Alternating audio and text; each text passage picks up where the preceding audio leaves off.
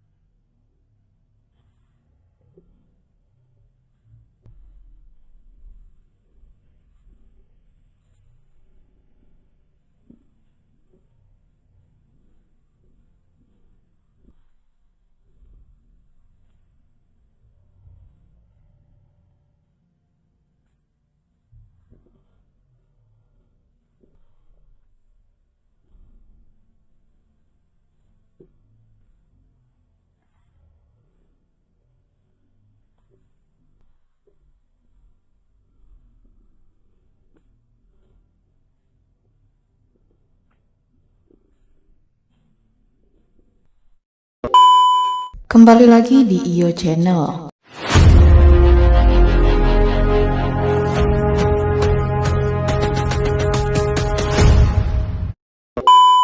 Baiklah, kali ini saya akan membahas tentang pilunya Nikita Mirzani, mobil hingga uang 3M disita imbas kasus pemerasan Reza Gladys. Begini kata polisi. Untuk selengkapnya simak video berikut ini. Jadi pertama alasannya pengacaranya Nikita Mirzani ini Pak Fahmi kata begini, kenapa dia gugat Tuan Prestasi? Pertama dia minta perlindungan kepada Kapolri, Kejaksaan terkait perkara ini. Yang kedua, dia bilang dia mau menguji perbuatan ingkar janji. Karena kan ingkar janji ini dia rasa boleh dilakukan secara tertulis maupun tidak tertulis. Ya. Terus kan yang meminta review adalah Dr. Reza Gladys. Yang kedua, dia yang mengatur pembayaran 2 kali. Nikita tidak pernah memaksa, tidak pernah meminta berapa kali pembayaran dan lain-lain. Dia menentukan 2 tahap. Terus Nikita bilang, tidak ada hubungan kerja aku sama dia. Terus yang menentukan payment bukan Nikita. Dan bukan orang-orangnya Nikita. Kemudian Pak Fahmi ini, seiring perjalanannya perkaranya Nikita ini, dia ajukan gugatan non prestasi. Jadi dia turut tergugatkan itu Kapolri, Kejaksaan, pengadilan juga kalau tidak salah, sama ada satu PT kayaknya punyanya Reza Gladys, saya tidak tahu, tapi ada satu PT di situ. Nah, kalau saya menurutku gugatannya seharusnya PMH, bukan gugatan non prestasi seperti kemarin saya jelaskan waktu diwawancarai di Cumi-Cumi kan. Nah, menurutnya kita selama kita jadi lawyer ini 8 tahun dengan gugatan non prestasi ini, itu dulu pertama.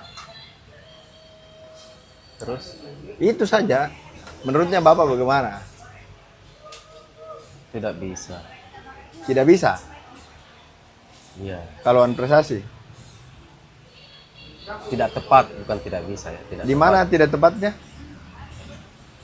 Karena kalau dia masukkan para pihak sebagai turut tergugat, Kapolri, Kejaksaan, perusahaan, mereka tidak melakukan uang prestasi. Ya, itu pertama. Para Ya, pihak itu ya, turut, para pihak yang turut. Ya. Yang kedua, kita lihat jernih nih, kalau memang tujuannya kuasa hukumnya Nikita Mirzani hanya untuk menghold perkara pidana, Nah, tidak tepat juga. Karena kaitan dengan laporannya siapa? Dr. Reza Gladys. Gladys itu ya. Iya. Itu kan pengancaman Pemerasan. sama pemerasan. Pemerasan dan TPPU. Tidak ada TPPU. Ada TPPU. Tindak pidana pencucian uang. Kok bisa kena TPPU? Nah, itu aneh juga. Kenapa bisa ada TPPU Sedangkan juga? TPPU itu kalau memang sudah ada objek kerugian yang dialami oleh Hmm. Gladys pelapor ini, baru bisa dikenakan TPPU. Makanya dilakukan penyitaan. Ini kan tidak ada, karena pemerasan uang yang diminta oleh Nikita Mirzani itu kan belum ada Iya. diserahkan ke Gladys. Pengancaman pemerasan Sudah diserahkan uang 4M, 4M, hampir 4M ke diserahkan. Nikita. Oh, sudah ada. Iya, sudah ada. Dari permintaan berapa? Dari permintaan 5M.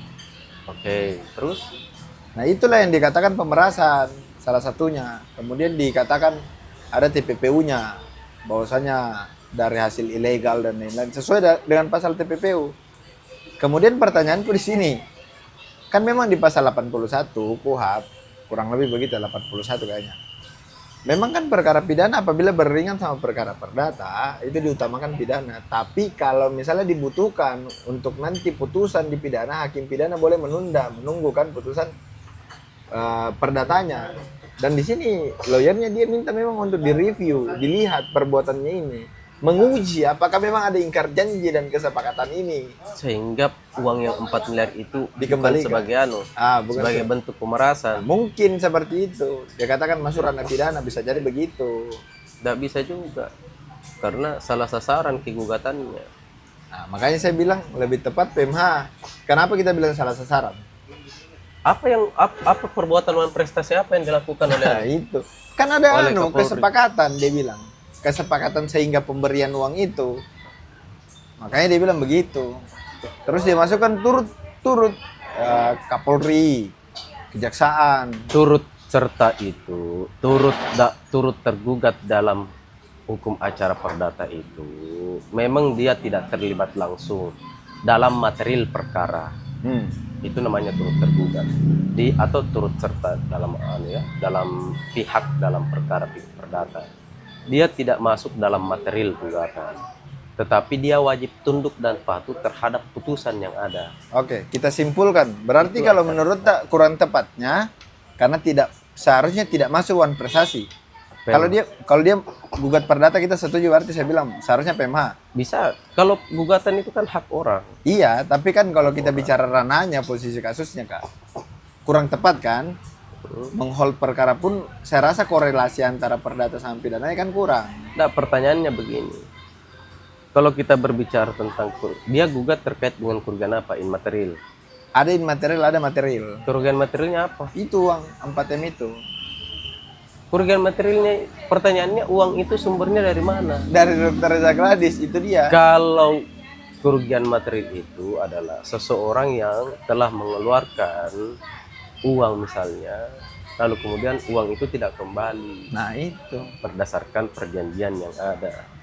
Kalau dia ingin menguji, Kalau tidak ada uangnya Nikita Mirzani keluar, kok ada kerugian materialnya? Apa kerugian material? kalau dia ingin menguji bahwasanya apakah itu masuk dalam perdata, ada perjanjian secara lisan, bagaimana? Kalau saya bilang tadi, hak setiap orang untuk Nah, menggugat sekarang, secara perdata. apakah berapa persen presentasenya ini barang bisa diterima atau ditolak atau NO? NO ini Bisa berapa persen kita NO? 80%. 80%. Berarti sepakat sama saya. NO ini. Saya juga begitu analisa. Karena bukan wan prestasi. Terus berapa persen kita analisa akan tertunda perkara pidananya, Tidak ada sidang pidananya? Tidak ada. Tidak bisa tertunda ya? Tidak. Karena tidak sudah ada korelasi. Tidak ada korelasi. Tidak ada korelasi. Nah, ini sekarang kita ngobrol sama dokter hukum ini. Dia Tidak ada juga korelasi. punya Pengancaman dan kantor itu hukum tidak ada korelasi. di Makassar. Salah satu senior kita. Kurang lebih begitulah. Thank you. Kabar mengejutkan datang dari artis Nikita Mirzani. Baru-baru ini mobil hingga uang Nikita Mirzani senilai 3M disita imbas kasus pemerasan Reza Gladys. Seperti diketahui, perkara hukum yang menjerat artis Nikita Mirzani kini memasuki babak baru. Setelah bergulir berbulan-bulan di tahap penyidikan, berkas perkara kasus Nikita kini dinyatakan lengkap alias P21. Nikita dan asistennya Mail Syahputra yang berstatus tersangka dugaan pemerasan dilimpahkan oleh penyidik kepada kejaksaan. Tak cuma itu, di tahap ini jaksa juga menyita barang bukti. Bahkan mobil hingga uang Nikita Mirzani juga turut disita imbas kasus pemerasan Reza Gladys. Polisi mengatakan barang yang disita itu akan jadi pendukung dalam pembuktian saat persidangan. Hal itu dikonfirmasi oleh Kepala Kejaksaan Negeri Jakarta Selatan Haryoko Ari Prabowo. Haryoko mengatakan telah menyita uang di rekening Nikita Mirzani senilai 3M. Selain itu, ada pula mobil berjenis expander berwarna putih yang diduga digunakan saat menerima uang dari Reza Gladys. Kejari Jakarta Selatan telah menyiapkan 6 jaksa penuntut umum untuk persidangan. Namun ia belum bisa memastikan kapan kasus itu bergulir di pengadilan. Adapun pasal yang disangkakan untuk kedua terdakwa ini adalah yang pertama pasal 45 ayat 10 huruf A jungto pasal 27B ayat 2 Undang-Undang 11 tahun 2008 tentang ITE jungto pasal 55. Kemudian pasal kedua pasal 369 ayat 1 KUHP jungto pasal 55 ayat 1 ke 1 KUHP.